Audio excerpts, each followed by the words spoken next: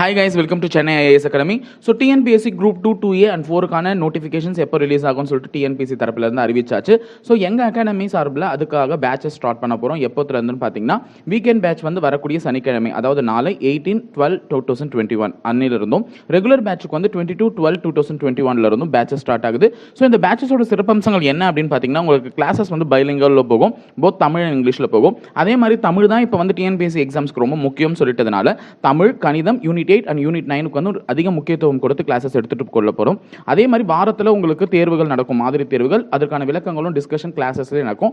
Next வந்து பார்த்தீங்கன்னா உங்களுக்கு டெஸ்ட் பேட்ச் கண்டக்ட் பண்ணும்போது இங்கே வந்து உங்களுக்கு 30 டெஸ்ட்டும் மேலும் யூனிட் வைஸ் டெஸ்ட் வந்து ஒரு 30 டெஸ்ட்டும் நடக்கும். ஓகேங்களா? ஸோ நீங்கள் வந்து அட்மிஷன் பண்ணணும்னு நினைக்கிறவங்க காண்டாக்ட் பண்ண வேண்டிய நம்பர் 9043211311 அல்லது 9043211411. தேங்க்யூ. அனைவருக்கும் வணக்கங்க. இப்போது நாம் இந்த டெஸ்ட் கிளாஸோட கிளாசிஃபிகேஷன் பார்க்க போகிறோம், கொஸ்டின் பார்க்க போகிறோங்க. நம்ம பார்க்க போகிற டாபிக்ஸ் வந்து nature of universe, general science, laws, mechanics, properties of matter, force, motion and energy. ஓகேங்களா? பொது அறிவியல், பேரண்டத்தினுடைய தன்மை, அப்புறம் பருப்பொருளினுடைய பண்புகள், விசை, இயக்கம், ஆற்றல், இவைகளை பற்றி நாம் இன்னைக்கு டிஸ்கஸ் பண்ண போகிறோங்க. கொஸ்டின் பேப்பர் ஃபஸ்ட்டு கொஸ்டினுக்கு போகலாங்களா? ஃபர்ஸ்ட் கொஸ்டினுங்க, consider the following statements. Assertion A, nuclear fusion happens at higher temperature only. Reason, nuclei gets enough kinetic energy to overcome mutual repulsion at higher temperature. ஓகேங்களா? இப்போ nuclear fusion நடக்கணும்னு சொன்னால் டெஃபினட்டாக higher temperature அங்கே வேணும். Nuclear fusion நடக்கணும்னா higher temperature வேணும். அந்த ஹையர் டெம்பரேச்சர் எதுக்கு ஹெல்ப் பண்ணுதுன்னு சொன்னால், அந்த மோலிகூல்ஸ்க்கு பிட்வீனில் இருக்கிற அந்த ஃபோர்ஸ்கிட்டேருந்து அந்த மோலிகூல்ஸ் வந்து வெளியே வர்றதுக்கு ஹெல்ப் பண்ணுதுங்க. அப்படி பார்த்தோம்னா அவங்க கொடுத்துக்கிற அசர்ஷனும் ரைட்டுங்க, அதுக்கான ரீசனும் right. So both A and R true. R is the correct explanation of A என்பதுதான் சரியான விடை. அதாவது பின்வரும் கூற்றுக்களை கவனிக்கவும். கூற்று ஏ, அணுக்கரு இணைவு என்பது உயர் வெப்பநிலையில் மட்டுமே நடைபெறும். காரணம், அணுக்கருக்கள் அவற்றுக்கிடையே உள்ள விலக்கு விசையை விட்டு வெளியேறுவதற்கான இயக்க விசை அந்த உயர் வெப்பநிலையில் கிடைக்கிறது. இதுல எது சரின்னு கேட்குறாங்க. ஏ மற்றும் ஆர் இரண்டும் சரி, மற்றும் ஆர் என்பது ஏயின் சரியான விளக்கமாகும். So the option A is கரெக்டுங்க. ஓகேங்களா? Next what is the dimensional formula of power? திறனுடைய பரிமாண வாய்ப்பாடு கேட்குறாங்க. திறனுடைய பரிமாண வாய்ப்பாடு கேட்குறாங்க. ஓகேங்களா? அது ml² T⁻³ என்பதுதான் ஆன்சர், டைரக்ட் ஆன்சர் இது. ஏன்னா நம்ம படிச்சிருக்கிற ஃபார்முலாலேருந்து அது வந்ததுங்க. அடுத்ததுங்க, Newton's first law of motion gives the concept of energy, work, momentum, இனிஷியா. நியூட்டனுடைய முதல் இயக்க விதி எதனுடன் தொடர்புடையது அப்படின்னு கேட்குறாங்க. நியூட்டனுடைய முதல் இயக்க விதி என்று நாம் சொன்னாலே கூட ஃபர்ஸ்ட் லா ஆஃப் மோஷன் அப்படின்னு சொன்னாவே அது லா ஆஃப் இனிஷியான்னு நம்ம இன்னொரு நேம் வச்சு படிச்சிருப்போம். அப்போ அது ஆப்ஷன் டி தான் சரிங்க. அதாவது நியூட்டனுடைய முதல் இயக்க விதி நிலைம பண்போடு தொடர்புடையது. ஓகேங்களா? நெக்ஸ்ட்டுங்க, consider the following statement. Value of acceleration due to gravity decreases with increases in altitude. Next, concept number 2. Value of acceleration due to gravity decreases with increases in depth. Which of the statements given above is or are correct? ஓகேங்களா? பின்வரும் கூற்றுக்களை கருத்தில் கொள்க. புவியீர்ப்பு முடுக்கத்தினுடைய மதிப்பு, அதாவது ஜியினுடைய மதிப்பு உயரம் அதிகரிக்கும் பொழுது குறைகிறது. புவியீர்ப்பு முடுக்கத்தினுடைய மதிப்பானது ஆழம் அதிகரிக்கும் போது குறையும். மேற்கூறியவற்றுள் சரியானது எது அல்லது எவை அப்படி கேட்குறாங்க. ஓகேங்களா? இதில் both 1 and 2 is correct. Option C தான் சரிங்க, 1 மற்றும் 2. ஏனென்று சொன்னால் புவியீர்ப்பு முடுக்கத்தினுடைய மதிப்பு உயரம் அதிகரிக்கும் போது குறையும், அதுபோல ஆழம் அதிகரிக்கும் போதும் குறையும். இந்த கான்செப்ட் நான் படிச்சிருக்கிறேங்க. அடுத்ததுங்க, which of the following has the highest escape speed, which of the following is the highest escape speed அப்படி கேட்குறாங்க. பின்வருவனற்றுள் அதிகமான விடுபடு வேகம் கொண்டது எது அப்படின்னு கேட்குறாங்க.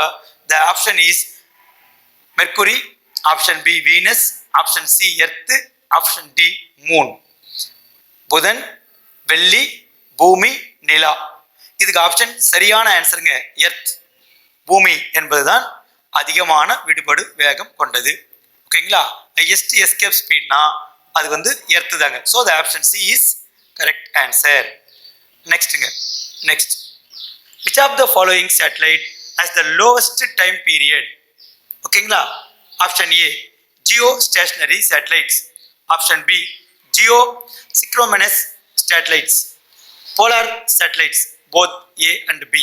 பின்வருவற்றில் எந்த செயற்கைக்கோள் ஆனது குறைவான கால அளவு கொண்டது? லோ டைம் பீரியட் எதுக்கு அப்படின்னு கேட்குறாங்க. லோ டைம் பீரியட் எதுக்குன்னு சொல்லிட்டு கேட்குறாங்க. ஓகேங்களா? ஆப்ஷனுக்கு போலாங்களா? ஆப்ஷன் வந்து புவிநிலை துணைக்கோள், புவி ஒத்திசைவு துணைக்கோள், துருவ துணைக்கோள், ஏ மற்றும் பி ஆகிய இரண்டும். ஓகேங்களா?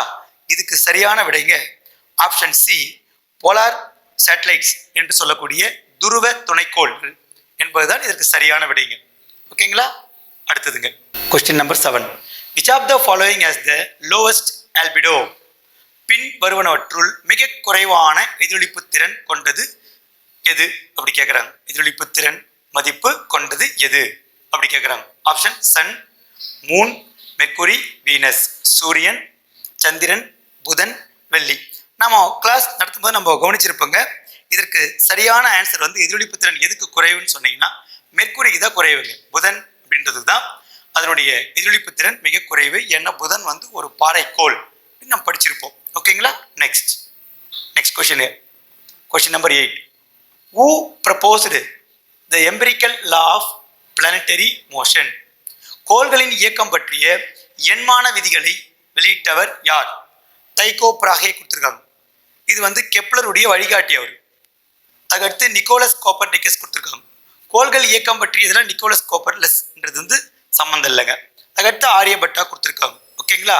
இதுல சரியான விடை கோள்களின் இயக்கம் பற்றிய விதிகள் புரல் வேர்டுங்க. அப்படி வந்துட்டாவே நாம ஜோகன்ஸ் கெப்லர் என்ற வார்த்தை தான் நம்மளோட ஞாபகம் வரணுங்க. So the option B is correct. Johannes Kepler என்ற விடைதான் சரியானது. Next consider the following statements. Asteroids have metals, methane and ice. 2. Comets have eccentric orbit. Next 3. Asteroids are heavenly objects. Which of the statements given above is or are correct? பின்வரும் கூற்றுக்களை கவனிக்கவும். சிறு கோள்கள் உலோகங்கள், methane மற்றும் பனிக்கட்டி ஆகியவற்றை கொண்டிருக்கும். ஓகேங்களா? கூற்று 2. வால் நட்சத்திரங்கள் நீள்வட்ட வடிவிலான சுற்றுவட்ட பாதையை கொண்டிருக்கும். கூற்று 3. சிறு கோள்கள் என்பவை வான் பொருட்களாகும். மேற்கண்ட கூற்றுகளில் சரியானது எது அப்படி கேட்குறாங்க. மேற்கண்ட கூற்றுகளில் சரியானது எது அப்படி கேட்காங்க. ஓகேங்களா? இதுலங்க ஆப்ஷன் 2 மட்டும்தான் சரிங்க. வால் நட்சத்திரங்கள் நீள்வட்ட வடிவிலான சுற்றுவட்ட பாதையை கொண்டிருக்கும். ஓகேங்களா? ஆப்ஷன் 2 மட்டும்தான் கரெக்ட்ஸுங்க. Comets have eccentric orbit. So the option is B. Answer வந்து பிங்க. அடுத்ததுங்க, அடுத்து வந்து மேட்சிங், ஜியோசென்ட்ரிக் தியரி, அப்புறம் heliocentric theory, empirical laws of planetary motion, earth rotates on its own axis. இதை ப்ரப்போஸ் பண்ணவங்களுடைய நேம்ஸ் எல்லாம் கொடுத்துருக்காங்க. நிக்கோலஸ் கோப்பர்னிக்கஸ் ஒருத்தர், அடுத்து Ptolemy, next Aryabhata, next Johannes Kepler. ஓகேங்களா? பட்டியல் 1 பட்டியல் 2 பொறுத்துக. பட்டியல் 1 கொள்கைங்க, புவி மைய கொள்கை. அடுத்தது சூரிய மைய கொள்கை. அடுத்தது கோள்கள் இயக்கம் பற்றிய எண்மான விதிகள். அடுத்து புவியானது தனது அச்சை பற்றி சுழல்வது.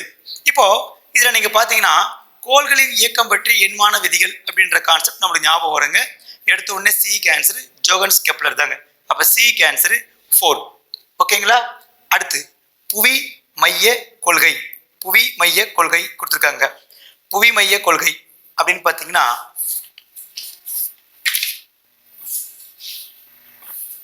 புவி மைய கொள்கை பார்த்தீங்கன்னா வெளியிட்டவர் தாலமிங்க. ஓகேங்களா? அடுத்தது சூரிய மைய கொள்கை பார்த்தீங்கன்னா நிக்கோலஸ் கோப்பர்னிக்கஸ் பாருங்க. அடுத்தது புவியானது தன் அச்சை பற்றி சுழல்வது அப்படின்னு பார்த்தீங்கன்னா ஆரியபட்டர் சொன்னதுங்க. புவி தன் அச்சில் சுழல்கிறது என்பதை முதலில் சொன்னவர் ஆரியபட்டருங்க. So the option B is correct answer. 2, 1, 4, 3 கரெக்டுங்க. Next, consider the following statements. Concept number 1. Impulse is calculated by dividing force by time. Impulse is a vector quantity. Concept number 3. Unit of impulse is Newton per second. Which of the following statements given above is or are correct? Option A only 1, option B 1 and 3, option C 2 and 3, option D all the above. பின்வரும் கூற்றுக்களை கவனிக்கவும். கணத்தாக்கானது விசையினை காலத்தால் வகுப்பதால் கிடைக்கும். கணத்தாக்கானது விசையினை காலத்தால் வகுப்பதால் கிடைக்கும்.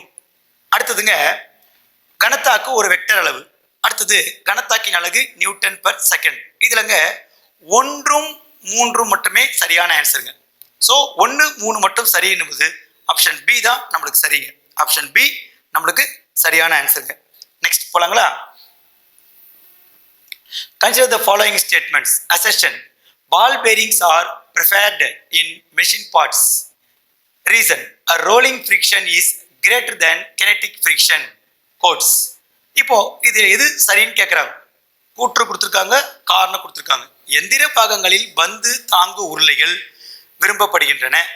ஓகேங்களா? அதுக்கு காரணம் இயக்க உராய்வை விட உருளும் உராய்வே அதிகம் அப்படின்னு கொடுத்துருக்காங்க. இதுல எது சரி அப்படி கொடுத்துருக்காங்க. ஆப்ஷன் ஏ, ஏ ஆர் ரெண்டும் சரி. ஆர் என்பது ஏயின் சரியான விளக்கம் கொடுத்துருக்காங்க. அப்புறம் பி, ஏ மற்றும் ஆர் இரண்டும் சரி, ஆனால் ஆர் என்பது ஏயின் சரியான விளக்கம் அல்ல. சி, ஏ சரி ஆனால் ஆர் தவறு. டி, ஏ தவறு ஆனால் ஆர் சரி. இதுல எது சரியான ஆன்சர் அப்படி கொடுத்துருக்காங்க. ஓகேங்களா? ஆன்சர் போடலாங்களா? இப்போ இதுக்கு வந்துங்க ஆப்ஷன் சி தான் சரிங்க. ஏ கரெக்டுங்க, ஆனா அதுக்கான ரீசன் வந்து தப்புங்க. ரோலிங் ஃப்ரிக்ஷன் இஸ் கிரேட்டர்னு கொடுத்துருக்காங்க, அது தப்பு. ஓகேங்களா? ஸோ ஏ கரெக்டுங்க, ஆர் வந்து தவறுங்க. So the option C is correct. A is true but R is false. Next, consider the following statements. Assertion: planets orbit around the sun. Planets orbit around the sun. Reason: gravitational force of the sun acts as centripetal force on the planets. ஓகேங்களா? Option A, both A and R are true and R is correct explanation of A. Both A and R are true but R is not correct explanation of A. Option C, A is true but R is false. Option D, A is false but R is true. பின்வரும் கூற்றுகளை கவனிக்க. கூற்று ஏ, கோள்கள் சூரியனை சுற்றி வருகின்றன. அதற்கு காரணம் சூரியனின் ஈர்ப்பு விசையானது மைய விலக்கு விசையாக கோள்களில் செய்யப்படுகிறது. இதுக்கு எது சரியான கூற்றுன்னு கேட்குறாங்க. ஏ மற்றும் ஆர் இரண்டும் சரி மற்றும் ஆர் என்பது ஏயின் சரியான விளக்கமாகும். ஆப்ஷன் பி, ஏ மற்றும் ஆர் இரண்டும் சரி ஆனால் ஆர் என்பது ஏயின் சரியான விளக்கம் அல்ல. சி, ஏ சரி ஆனால் ஆர் தவறு. டி, ஏ தவறு ஆனால் ஆர் சரி. இதுல எது சரியான ஆன்சர் அப்படி கேட்குறாங்க. ஓகேங்களா?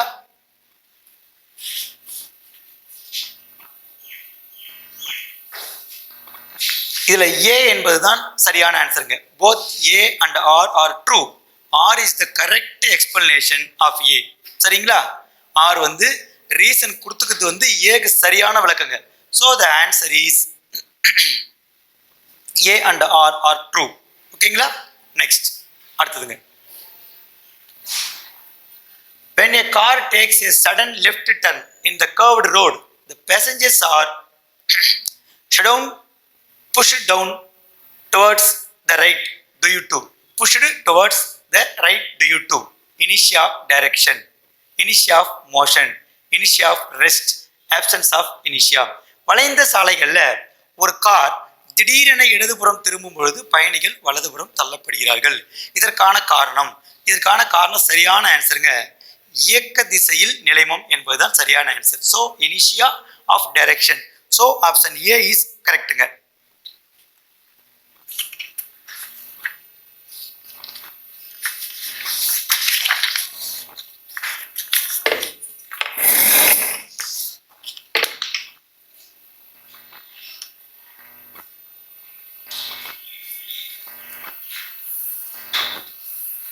Next, 15th question. Choose the correct statement from the following. Centrifugal and centripetal forces are action-reaction pairs. Centripetal force is a natural force. Centrifugal force arises from gravitational force. Centripetal force acts towards the center and centrifugal force appears to act away from the center in a circular motion. பின்வருவற்றுள் சரியான கூற்றை தேர்வு செய்க. மைய விலக்கு விசை மற்றும் மைய நோக்கு விசை செயல் எதிர் செயல் வினைகள். ஓகேங்களா?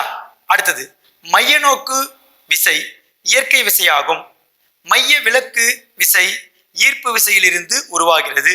ஒரு வட்ட இயக்கத்தில் மைய நோக்கு விசை மையத்தை நோக்கியும் மைய விலக்கு விசை வட்ட மையத்திலிருந்து வெளிநோக்கியும் செயல்படுகிறது அப்படி கொடுத்துருக்காங்க. இதுலங்க விச் ஒன் இஸ் கரெக்ட் கேட்குறாங்க. ஆப்ஷன் டி ஒன்லி கரெக்டுங்க. ஆப்ஷன் டி ஒன்லி நம்மளுக்கு கரெக்ட். அதாவது வட்ட இயக்கத்தில் மைய நோக்கு விசை மையத்தை நோக்கி இருக்கும், மைய விலக்கு விசை வட்ட மையத்திலிருந்து வெளிநோக்கி இருக்குங்க. சென்ட்ரிஃபியூகல் ஃபோர்ஸ்ன்றது ஆக்ட் டுவர்ட்ஸ் த சென்டருங்க. Centrifugal force always appears away from the centre என்பதுதான் சரியான விடை. ஓகேங்களா? அடுத்ததுங்க 16வது கொஸ்டினுங்க. சார் சார் சார் ஒரு நிமிஷம் ஆஃப் பண்ணுங்க சார். நம்ம பார்த்தது கரெக்ட். அடுத்ததுங்க question number 16. To project the rockets, which of the following principles is either or required? Option A, Newton's third law of motion. Option B, Newton's law of gravitation. Option C, laws of conservation of linear momentum. Option D, both A and C. Rocket ஏவுதலில் கீழ்கண்ட எந்த விதி அல்லது விதிகள் பயன்படுகின்றன அப்படி கேட்குறாங்க. நியூட்டனின் 3ஆம் விதியா, நியூட்டனின் பொது ஈர்ப்பியல் விதி அதுவா, நேர்கோட்டு உந்த மாறா கோட்பாடு அதுவா, ஆப்ஷன் டி ஏ அண்ட் சியா. ராக்கெட் ஏவுதல் என்று சொன்னாலே 2 விதிகள் அங்கே பயன்படுங்க. ஒன்று நியூட்டன் தேர்ட் லாவும் பயன்படும் 3ஆம் விதிங்க. அடுத்து நேர்கோட்டு உந்த மாறா கோட்பாடு law of conservation of linear momentum ரெண்டுமே பயன்படுங்க. ஸோ நமக்கு சரியான விடை option D both A and C என்பதுதான். ஏ மற்றும் சி என்பதுதான் நம்மளுக்கு சரியான ஆன்சருங்க. அடுத்தது which applications among the following helps in discovering new stars and planets? ஓகேங்களா? நியூட்டன்ஸ் செகண்ட் லா அதுவா, நியூட்டன்ஸ் ஃபர்ஸ்ட் லா அதுவா, நியூட்டன்ஸ் தேர்ட் லா அதுவா, நியூட்டன்ஸ் லா ஆஃப் கிராவிடேஷன் அதுவா. கீழ்கண்டவற்றில் எந்த பயன்பாடு புதிய விண்மீன்கள் மற்றும் கோள்களை கண்டுபிடிக்க உதவுகின்றன? இப்போ விண்மீன்கள் கோள்கள் என்று சொன்னாலே கோள்களின் இயக்கம் நம்ம படிச்சிருப்போங்க. அது ஒரு பொது ஈர்ப்பியல் விதி என்ற ஒரு கான்செப்ட்லாம் கூட அங்கே பயன்படும் விண்ணியல்ல. அப்போ நமக்கு டைரக்டா அதுக்கு ஆன்சர் என்னன்னா நியூட்டன்ஸ் லா ஆஃப் கிராவிடேஷன். நியூட்டனுடைய பொது ஈர்ப்பியல் விதி தான் புதிய கோள்கள் புதிய விண்மீன்களை பற்றி நாம் அறிந்து கொள்வதற்கு பயன்படுகிறது. So the option D is correct. ஓகேங்களா? டி என்பது சரியான விடை. அடுத்ததுங்க Newton's third law is applicable for a body is at rest for a body in motion both A and B only for bodies with equal masses. கீழ்கண்டவற்றுள் நியூட்டனுடைய 3ஆம் விதி எங்கு பயன்படுது கேட்குறாங்க. ஓய்வு நிலையில் உள்ள பொருள்ல பயன்படுதா, ஆப்ஷன் பி இயக்க நிலையில் உள்ள பொருள்ல பயன்படுதா, ஆப்ஷன் சி ஏ அண்ட் பியில் பயன்படுதா, ஆப்ஷன் டி சம நிறையுள்ள பொருளில் மட்டும் பயன்படுகிறதா அப்படி கேட்குறாங்க. இப்போ நியூட்டன் தேர்ட் லா அப்படின்னு நம்ம பார்த்தோம்னாவே அது ஏவுக்கும் பொருந்தும் மற்றும் பிக்கும் பொருந்துங்க. ஸோ நம்மளுக்கு ஆப்ஷன் எதுன்னு கேட்டிங்கன்னா ஆப்ஷன் சி தான் சரி. ஏ அண்ட் பி என்பதுதான் சரியான விடை. ஓகேங்களா? நெக்ஸ்ட்டுங்க அடுத்தது சமான கடத்து திறனின் அலகு என்ன அப்படி கேட்குறாங்க. The unit for equivalent conductivity is அப்படின்னு கேட்குறாங்க. ஓகேங்களா? இது நம்மளுக்கு படிச்சுட்டாங்க ஏற்கனவே. ஆப்ஷன் சி ரைட்டுங்க. பர் ஓம் சென்டிமீட்டர் ஸ்கொயர் பர் இக்யூ. இதான் சரியான ஆன்சருங்க. ஓகேங்களா? அடுத்தது which stress is formed either stretching or compression? பொருளை இழுத்தோ அல்லது அமுக்கியோ ஒரு தகைவு உருவாகுமாயின் அது எவ்வாறு அழைக்கப்படுகிறது அப்படின்னு கேட்குறாங்க. ஷீர் ஸ்ட்ரெஸ் அதுவா, லாங்கிட்யூஷனல் ஸ்ட்ரெஸ் அதுவா, வேல்யூமெட்ரிக் ஸ்ட்ரெஸ் அதுவா, டென்ஷில் ஸ்ட்ரெயின் அதுவா, சறுக்கு பயிற்சி தகவு அதுவா, நீட்சி தகவு அதுவா, பருமத் தகைவு அதுவா, இழுவிசை திரிபு அதுவா. இப்போ பொருளை நம்ம இழுக்கிறோம் அமுக்கிறோம் அப்படின்னு சொன்னாவே அது எதில் ஏற்படும் மாறுபாடு என்று பார்த்தீங்கன்னா நீளத்தில் ஏற்படுகிற மாறுபாடு. அப்போ நம்மளுக்கு என்ன ஆன்சராக வர முடியும்? நீட்சி தகைவு தான் வர முடியுங்க. ஓகேங்களா? So the option is B, longitudinal. ஓகேங்களா? லாங்கிடியூட்னல் ஸ்ட்ரெஸ் என்பதுதான் நம்மளுக்கு இங்கே சரியான விடைங்க. அடுத்ததுங்க, which is known as the property of a fluid to oppose the relative motion between its layers. ஓகேங்களா? ஒரு பாய்மத்தின் ஏடுகளுக்கிடையே உள்ள சார்பு இயக்கத்தை எதிர்க்கும் பாய்மத்தின் பண்பு எவ்வாறு அழைக்கப்படுகிறது? ஆப்ஷன் ஏ கேபிலரிட்டி அதுவா, ஆப்ஷன் பி நான் விஸ்கசிட்டி அதுவா, ஆப்ஷன் சி ஃப்ளோட்டேஷன் அதுவா, ஆப்ஷன் டி விஸ்கசிட்டி அதுவா, ஆப்ஷன் ஏ நுண்புழை நுழைவு அதுவா, ஆப்ஷன் பி பாகாநிலை அதுவா, ஆப்ஷன் சி மிதத்தல் அதுவா, ஆப்ஷன் டி பாகநிலை அதுவா. சரிங்களா? நம்மளுக்கு இந்த பாய்மத்தின் ஏடுகளுக்கிடையே உள்ள சார்பு இயக்கத்தை எதிர்த்தல் பண்பு அப்படின்னு சொன்னாவே ஃப்ளூயிடை அப்போஸ் பண்ற அந்த ரிலேட்டிவ் மோஷன்னாவே நம்ம டைரக்டா சொல்லாங்க அது பாகநிலை விசையாக தான் இருக்க முடியும். So the answer is option D பாகநிலை. ஓகேங்களா? அடுத்ததுங்க, which law states that the stress is proportional to strain in the elastic limit? ஓகேங்களா? எந்த விதி மீட்சி எல்லையில் தகைவானது திரிபுக்கு நேர்த்தகவில் உள்ளது என்று கூறுகிறது? ஹுக்ஸ் லா அதுவா, ஹோம் லா அதுவா, ஜூல் லா அதுவா, பாஸ்கல் லா அதுவா? பாருங்க, ஆப்ஷன் ஏவை தவிர்த்து மீதி 3 பாருங்களேன். ஹோம்ஸ் லானா அது மின்னோட்டத்தை சம்பந்தப்படுத்துதுங்க, இங்க எதுவும் இல்லை விதி. ஜூல் லா பார்த்தீங்கன்னா வெப்பவியல் விதி, ஜூல் வெப்பவியல் விதி, வெப்ப விளைவு விதினு படிச்சிருப்போம், அப்போ அதுவும் கிடையாது. பாஸ்கல் லா என்பது பார்த்தீங்கன்னா அழுத்தத்தை சம்பந்தப்படுத்தப்பட்ட விதிங்க. ஸோ இது எதுவுமே இதில் பொருந்தல. ஸோ ஆப்ஷன் நம்மளுக்கு சரியான ஆப்ஷன் மீட்சி எல்லை என்று சொன்னால் ஹூக்ஸ் லா தான் ரைட்டுங்க. அப்போ ஹூக் விதி option A is correct answer. நெக்ஸ்ட்டுங்க, choose the correct statements. Displacement is the difference between final and initial positions of the object in a given interval of time. ஓகேங்களா? Concept number 2, the SI unit quantity of the displacement is square kilometer and scalar respectively. ஓகேங்களா? சரியான கூற்று அல்லது கூற்றுகளை தேர்வு செய்க. கொடுக்கப்பட்ட கால இடைவெளியில் பொருளின் இறுதி நிலைக்கும் அதன் ஆரம்ப நிலைக்கும் உள்ள வேறுபாடு இடப்பெயர்ச்சி எனப்படும். கான்செப்ட் நம்பர் 2, இடப்பெயர்ச்சியின் SI அலகு மற்றும் அளவுரு முறையே சதுர கிலோமீட்டர் மற்றும் ஸ்கேலார். இடப்பெயர்ச்சி என்பது ஸ்கேலார் கிடையாதுன்னு நம்மளுக்கு தெரியுங்க. இடப்பெயர்ச்சி என்பது ஒரு வெக்டார் குவான்டிட்டியில நாம இதை கொண்டு வருவோங்க. அப்போ நம்ம உங்களுக்கு கொடுத்துக்கிற ஆன்சர்ல எது மட்டுமே சரியானதுன்னா கொடுக்கப்பட்ட ஆப்ஷன் 1 மட்டும் தான் சரிங்க. அப்போ option A 1 only correct answer. ஓகேங்களா? ஆப்ஷன் ஏ 1 மட்டுமே சரியானது. ஓகேங்களா? நெக்ஸ்ட்டுங்க, washing machine works on the principle of circular acceleration, centripetal force, centrifugal force, none of this. துணி துவைக்கும் எந்திரம் எந்த தத்துவத்தினுடைய அடிப்படையில், துணி துவைக்கும் எந்திரம் எந்த தத்துவத்தின் அடிப்படையில் செயல்படுகிறது? வட்ட முடுக்கம், அப்புறம் மைய நோக்கு விசை, அடுத்ததுங்க மைய விலக்கு விசை, அடுத்தது இவற்றில் ஏதும் இல்லை. எது சரியான விடை அப்படி கேட்குறாங்க. வட்ட முடுக்கம், மைய நோக்கு விசை, மைய விலக்கு விசை, இவற்றில் ஏதும் இல்லை. which one is correct அப்படி கேட்குறாங்க. ஓகேங்களா? Option C is exact answer. So மைய விலக்கு விசை அடிப்படையில் தான் துணி துவைக்கும் எந்திரங்கள் செயல்படுகின்றன. அவைகளுக்கிடையே ஏற்படுற மைய விலக்கு விசை காரணமாக தான் அந்த துணி துவைக்கும் பொழுது துணிகள் இருக்கிற அழுக்கு வந்து நீக்கப்படுதுங்க. ஓகேங்களா? அடுத்தது next 25th question, choose the incorrect statement. Question எப்பவுமே படிக்கும் போதுங்க அவங்க கரெக்ட் ஸ்டேட்மெண்ட் பற்றி கேட்குறாங்களா இன்கரெக்ட் ஸ்டேட்மெண்ட் பற்றி கேட்குறாங்களா பார்க்கணும். கரெக்டுக்கும் இன்கரெக்டுக்கும் ஒரே ஒரு 2 லெட்டர் தான் வித்தியாசம். ஸோ எக்ஸாக்டாக நம்ம கொஸ்டினை கரெக்டாக உள்வாங்கினாங்க. The energy accrued by objects upon which work is done is known as potential energy. The energy possessed by an object due to its motion or velocity is called kinetic energy. தவறான கூற்றை தேர்வு செய்க. பொருள் ஒன்றின் மீது வேலை செய்யப்பட்டு அதன் மூலம் பொருள் ஆற்றலை பெறுகிறது. இவ்வாறாக பொருளின் மீது வேலை செய்யப்படும் போது பொருள் பெறுகின்ற ஆற்றலை நிலை ஆற்றல் என்கிறோம். ஓகேங்களா? அடுத்தது, இயக்கத்தால் பொருள்கள் பெற்றுள்ள ஆற்றல் இயக்க ஆற்றல் என்கிறோம். இதில் எது சரின்னு கேட்குறாங்க. இப்போ ஒரு பொருளின் மீது வேலை செய்யப்படுமாயின் அதன் மூலம் பொருள் பெறுகிற ஆற்றலை நிலையாற்றல்ன்ற ஒரு வார்த்தையை வச்சு குறிக்கிறாங்க. அப்போ எடுத்தோடனே பார்த்தீங்கன்னா நம்மளுக்கு கொடுக்கப்பட்ட ஆப்ஷனுங்க தவறான ஆப்ஷன் எடுத்தோடனே பார்த்தீங்கன்னா ஒன்றுங்க.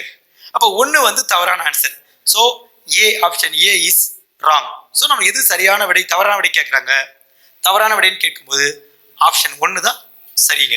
ஓகேங்களா, அது மட்டும் தான் கொடுத்துக்கிற ஸ்டேட்மெண்ட் தவறுங்க. அடுத்து போனோம்னா which device is used to convert DC into AC. டிசியை வந்து ஏசியாக மாற்றுறதுக்கு நம்ம எந்த டிவைஸ் வந்து யூஸ் பண்ணுறோம் அப்படின்னு கேட்குறாங்க. ஓகேங்களா, இன்வெர்டர் தான் நம்ம யூஸ் பண்ணுறோங்க. ஓகேங்களா, inverter which device is used to convert DC into AC. DC வந்து ஏசியாக மாற்றியதுனாக்கா இன்வெர்டர் தாங்க. நேர்திசை மின்னோட்டத்தை மாறுதிசை மின்னோட்டமாக மாற்ற பயன்படும் கருவி எவ்வாறு அழைக்கப்படுகிறது சொன்னால் நேர்மாற்றி என்று அழைக்கப்படுகிறது. ஓகேங்களா, அடுத்ததுங்க choose the correct statement or statements. Electric current is represented by the symbol Q. ஓகேங்களா, அடுத்தது electric current is defined as the rate of flow of charges in a conductor. Option 1 சரியா, ஆப்ஷன் 2 சரியா, சி 1 and 2 சரின்றாங்க, D neither 1 nor 2. சரியான கூற்று அல்லது கூற்றுகளை தேர்ந்தெடுக்க. மின்னோட்டம் Q என்னும் எழுத்தால் குறிக்கப்படுகிறது. நம்மளுக்கு ஞாபகம் இருக்குங்களா, மின்னோட்டம் என்ற வார்த்தையை நம்ம என்ன சொல்லுவோம், கரண்ட் ஐ சொல்லுவோம். அப்போ அது Qக்கு ஐக்கு சம்மந்தம் இல்லைங்க. அப்போ 1 வந்து தவறானது. நம்ம எது கரெக்டுன்னு கேட்குறாங்க, 2 தான் சரிங்க. ஏன்னா ஒரு கடத்தி வழியே மின்னோட்டம் பாயுது, அதுதான் நம்ம மின்னோட்டம் கூப்பிடுறோம். ஸோ ஆப்ஷன் 2 ஒன்லி கரெக்டு, பி தான் ஆன்சருங்க. ஓகேங்களா, அடுத்தது what is known as the conversion of electrical energy into heating energy. மின்னாற்றல் வெப்பாற்றலாக மாற்றப்படுகிற நிகழ்வு எவ்வாறு வரையறுக்கப்படுகிறது? ஹோம் ஹீட்டிங் அதுங்களா, ஜூல் ஹீட்டிங் அதுங்களா, எலக்ட்ரோ கெமிக்கல் அதுங்களா, எலக்ட்ரிக் ஹீட்டிங் அதுங்களா, ஓம் வெப்பமேற்றல் அதுவா, ஜூல் வெப்பமேற்றல் அதுவா, இல்லை மின் வேதி செயல் அதுவா, மின் வெப்பமேற்றல் அதுவா, எதுன்னு கேட்குறாங்க. ஓகேங்களா, இப்போ எலக்ட்ரிக்கல் எனர்ஜி வந்து ஹீட்டிங் எனர்ஜியாக கன்வெர்ட் ஆகுதுங்க. அதாவது மின்னாற்றல் என்பது வெப்பாற்றலாக மாற்றப்படுகிறது அப்படின்னு சொல்லிட்டாவே அது மின் வெப்பமேற்றல் என்ற வார்த்தையோடு தொடர்புடையது.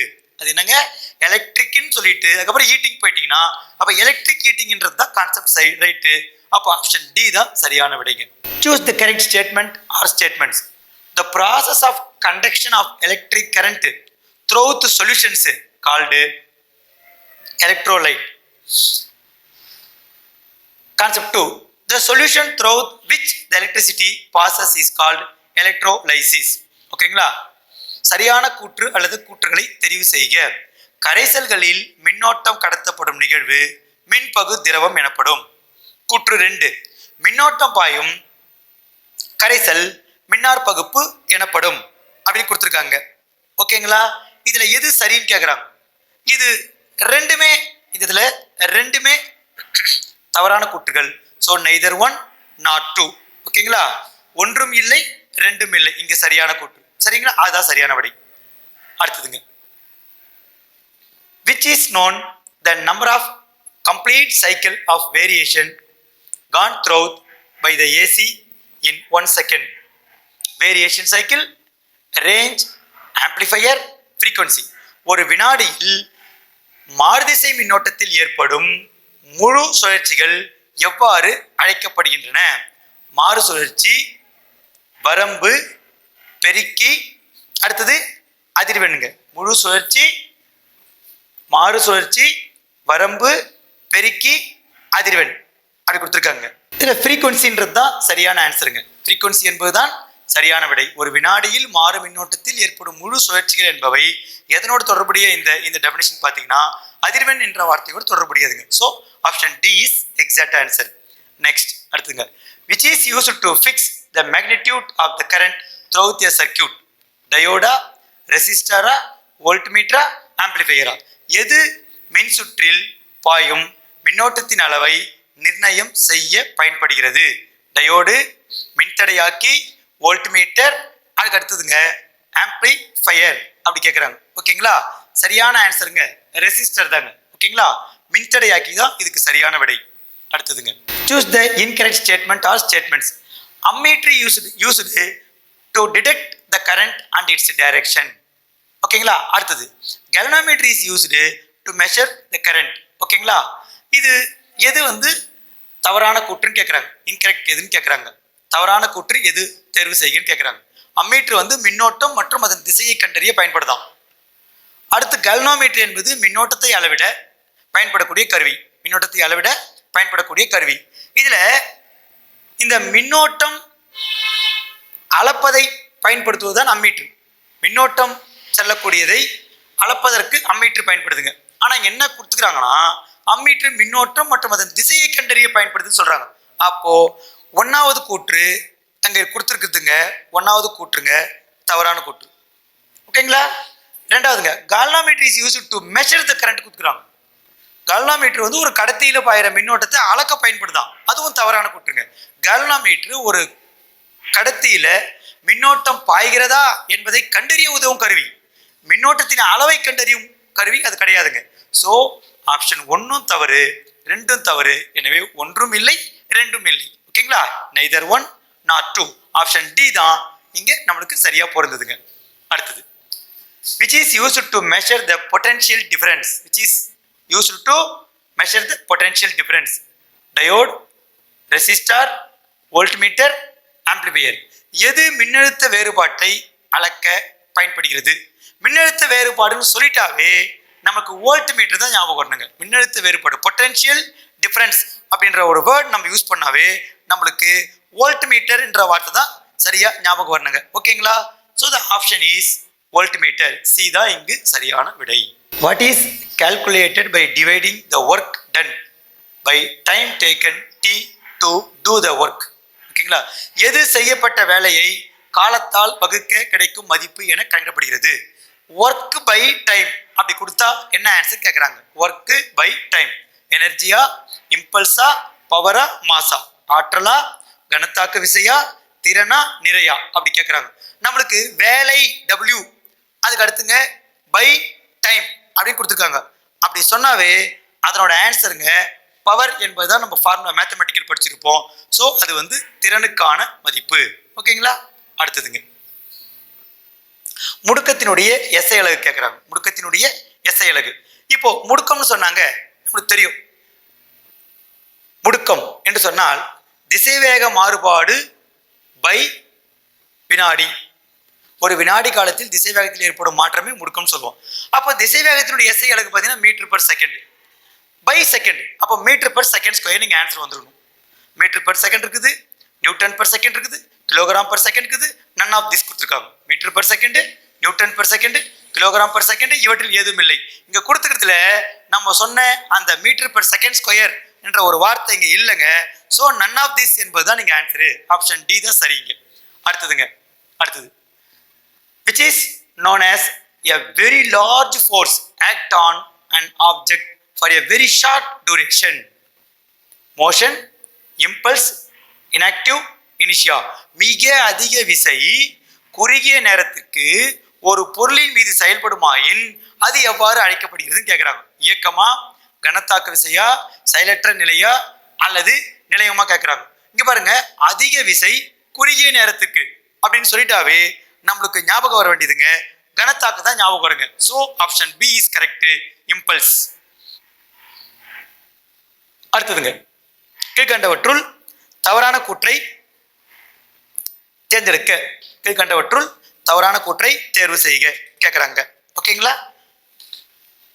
4 ஃபிங்கர் இண்டிகேட்ஸ் பிளம்பிங்கோட choose the incorrect statement about the Fleming's right hand rule. பிளம்பிங்குடைய வழக்கை விதிப்படி தவறான கூற்று எதுன்னு கேட்குறாங்க. Option A 4 finger indicates the direction of magnetic field. அடுத்ததுங்க thumb indicates the direction of motion of the conductor. அடுத்து the middle finger indicate the direction of electromagnetic induction. Option D none of this. பிளம்பிங்கினுடைய வழக்கை விதி குறித்த தவறான கூற்று கேட்குறாங்க. சுட்டு விரல் காந்த புலத்தின் திசையை குறிக்கும். பெருவிரல் கடத்தி இயங்கும் திசையை குறிக்கும். நடுவிரல் காந்த தூண்டலின் திசையை குறிக்கும். ஆப்ஷன் டி மேற்கண்ட அனைத்தும் அப்படி கொடுத்துருக்காங்க. ஓகேங்களா? இதுல எது வந்து இன்கரெக்ட் ஸ்டேட்மெண்ட் கேட்குறாங்க? Middle finger indicate the direction of electromagnetic induction. அதாவது நடுவிரல் காந்த தூண்டலின் திசையை குறிக்கும்ன்றாங்க. இதுதான் தவறான கூற்றுங்க. ஸோ நம்மளுக்கு ஆப்ஷன் டி தான் இங்க தவறு. ஓகேங்களா, மீதி எல்லாம் ஓகே. அடுத்தது வேலை என்பது என்னன்னு கேட்குறாங்க.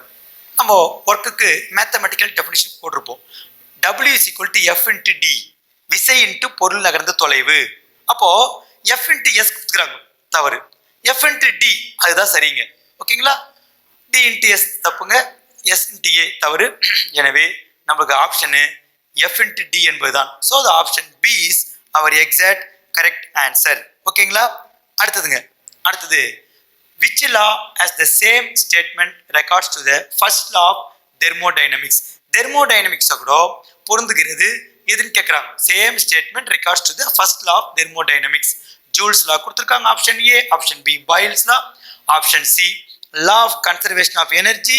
Option D zeroth law of thermodynamics. ஓகேங்களா, அதாவது வெப்ப இயக்கவியல்ல முதல் விதியானது எந்த விதியினுடைய கூற்றுக்கு சமமானது ஆகும் அப்படி கொடுத்துருக்காங்க. ஓகேங்களா, ஜூல் விதி, பாயில் விதி, ஆற்றல் மாறா விதி, வெப்ப இயக்கவியலின் சுழி விதி. நம்மளுக்கு இது ஆப்ஷனுங்க law of conservation of energy, ஆற்றல் மாறா விதி என்பதுதான் இங்கு சரியான ஆன்சருங்க. ஓகேங்களா, நெக்ஸ்ட்ங்க ஸ்டேட்மெண்ட் கொடுத்துருக்காங்க. ஸ்டேட்மெண்ட் 1, ஸ்டேட்மெண்ட் 2 கொடுத்துருக்காங்க. ஓகேங்களா, இதுல SI unit of force is newton. ஓகேங்களா, அடுத்து statement 2 SI unit of energy is watt. Which statement is correct கொடுத்துருக்காங்க. கூற்று விசையின் SI அலகு நியூட்டனா. கூற்று 2 SI அலகு, ஆற்றலுடைய SI அலகு வாட். இது எது சரின்னு கேட்குறாங்க. நல்லா ஞாபகம் வச்சுங்க, விசையினுடைய SI அலகு நியூட்டன் அப்படின்னு நம்ம ஏற்கனவே படிச்சிருக்கிறோங்க. ஸோ நம்மளுக்கு ஆப்ஷன் 1 மட்டும்தான் கரெக்டுங்க. So the option A is correct. கொடுக்கப்பட்ட கூற்று 1 சரியானது, எனவே ஆப்ஷன் ஏ இஸ் கரெக்ட். அடுத்ததுங்க, and the basis of which law time period of simple pendulum was depends.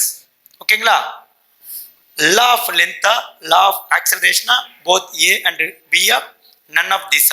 தனி ஊசலினுடைய அலைவு நேரமானது எந்த விதிகளின் அடிப்படையில் அமைந்துள்ளது? நீளத்தின் விதியா, முடுக்கத்தின் விதியா, ஏ மற்றும் பி இரண்டுமேவா, இல்ல மேற்கண்ட ஏதும் இல்லையா? 41th கொஸ்டினுங்க. ஓகேங்களா, இப்போ நாம் என்ன சொல்ல போறோம் அப்படின்னு பார்த்தீங்கன்னா, ஏவும் சரி, இதுல பியும் சரிங்க. So option C is correct answer. ஓகேங்களா, அடுத்ததுங்க ideal gases obeys to which laws. அதாவதுங்க நல்லியல்பு வாயுக்கள் எந்த விதிகளுக்கு உட்படுகின்றன அப்படி கேட்குறாங்க. இப்போ நல்லியல்பு வாயுக்கள் சொன்னாங்க, நம்ம ஏற்கனவே படிச்சுக்கிறோம். பாயில் விதி, சார்லஸ் விதி, அவகாட்ரோ விதி, இவை எல்லாவற்றுக்கும் அது உட்படுது. எனவே ஆல் த அபவ் என்ற ஆன்சர் தான் இங்கு சரியான ஆன்சருங்க. If a person moving from a pole to equator, the centrifugal force acting on him increases, option B decreases, remains the same, increases and then decrease. இது சரியா? ஒரு மனிதர் ஒருவர் புவியின் துருவத்திலிருந்து நடுவரை கோட்டு பகுதியை நோக்கி வருகிறார். அவரின் மீது செயல்படும் மையவிலக்கு விசை ஆப்ஷன் ஏ அதிகரிக்கும், ஆப்ஷன் பி குறையும், ஆப்ஷன் சி மாறாது, ஆப்ஷன் டி முதலில் அதிகரித்து பின்பு குறையும் அப்படி கேட்குறாங்க. இதுல எது சரியான விடைனா அதிகரிக்கும் என்பதுதான் சரியான விடைங்க. ஓகேங்களா, அடுத்தது அசர்ஷன் ரீசன் கொடுத்துருக்காங்க. The hard boiled egg and raw egg can be distinguished on the basis of spinning of both. Reasoning, the moment of inertia of hard boiled egg is more as compared to raw egg. ஓகேங்களா, options கொடுத்துருக்காங்க. Both, option A, both assertion and reason are true and reason is the correct explanation of the assertion. Option B, both assertion and reason are true but reason is not correct explanation of the assertion. C, assertion is true but the reason is false. Assertion is false but the reason is true. அதாவது கூற்று கடின வேக வைத்த முட்டை மற்றும் மூல முட்டை இரண்டையும் சுழற்றுவதன் அடிப்படையில் வேறுபடுத்தலாம். காரணம், கடின வேக வைத்த முட்டையினுடைய நிலைம திருப்பு திறன் மூல முட்டையினை விட அதிகம். கூற்று மற்றும் காரணம் சரி. காரணம் கூற்றுக்கான சரியான விளக்கம் ஆப்ஷன் பி. கூற்று மற்றும் காரணம் சரி, காரணம் கூற்றுக்கான சரியான விளக்கம். கூற்று சரி ஆனால் காரணம் தவறு, கூற்று தவறு ஆனால் காரணம் சரி. அப்படி கொடுத்துருக்காங்க. ஓகேங்களா? விச் இஸ் கரெக்ட் அப்படி கேட்குறாங்க. ஓகேங்களா? இதுக்கு ஆன்சருங்க option A, both assertion and reason are true and reason is the correct explanation of the assertion. ஓகேங்களா? இதுக்கு கூற்று மற்றும் காரணம் சரி, காரணம் கூற்றுக்கான சரியான விளக்கம். ஓகேங்களா? அடுத்தது which of the following is incorrectly paired? கீழே கொடுக்கப்பட்டுள்ளவற்றில் எது தவறாக பொருத்தப்பட்டுள்ளது? 1 astronomical unit is equal to 1.49 in 10 to the power of 11 meter. 1 light year is equal to 9.46 in 10 to the power of 15 meter.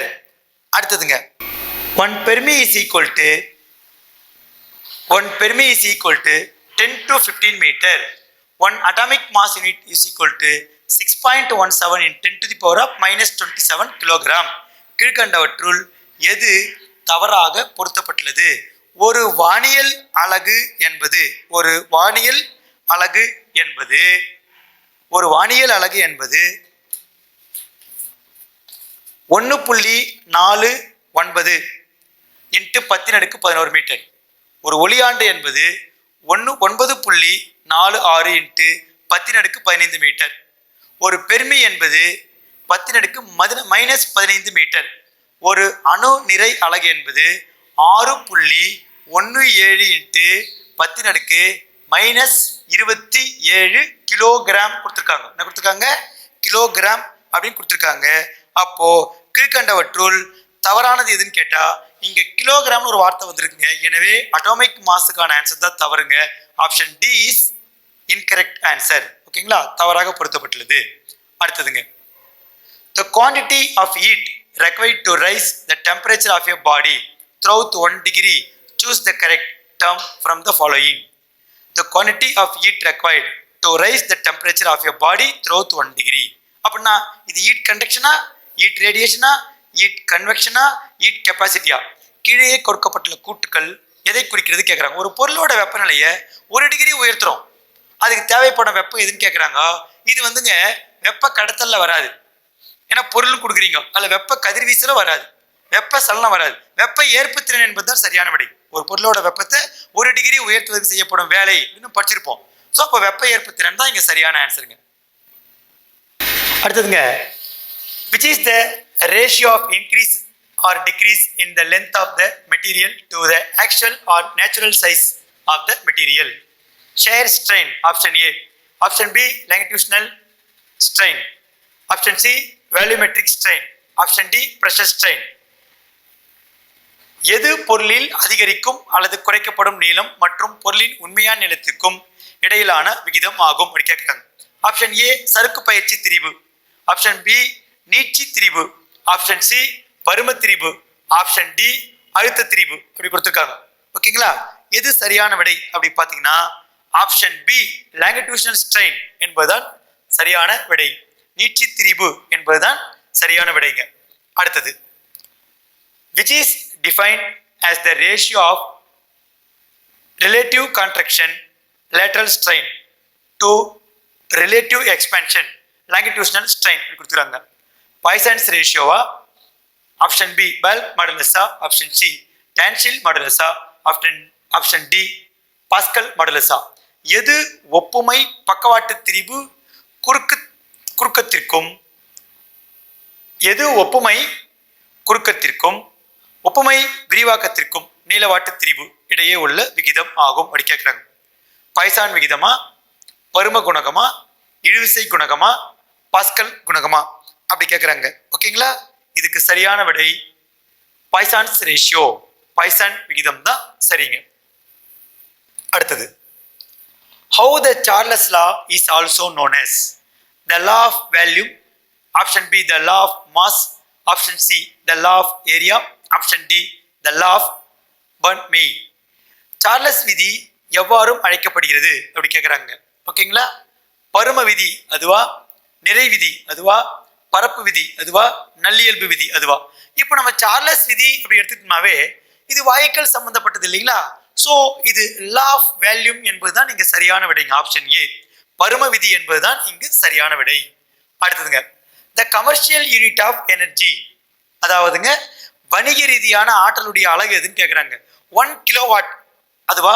Option B 1 kilowatt hour அதுவா? Option C kilowatt, option D none of this. ஒரு kilowatt என்பது சரியா இல்லை ஒரு kilowatt மணி, kilowatt இவற்றில் ஏதுமில்லை. இப்போ வணிக ரீதியான ஆற்றலின் அலகு அப்படி கேட்டாங்கன்னா ஒரு கிலோவாட் மணி என்பது மட்டுமே சரியான answer. So 1 kilowatt hour is the exact answer. So option B என்பது தான் நீங்க சரிங்க. இதுக்கப்புறம் நம்ம அடுத்த டெஸ்ட் நெக்ஸ்ட் கிளாஸ் நம்ம பார்க்கலாங்க. ஓகேங்களா?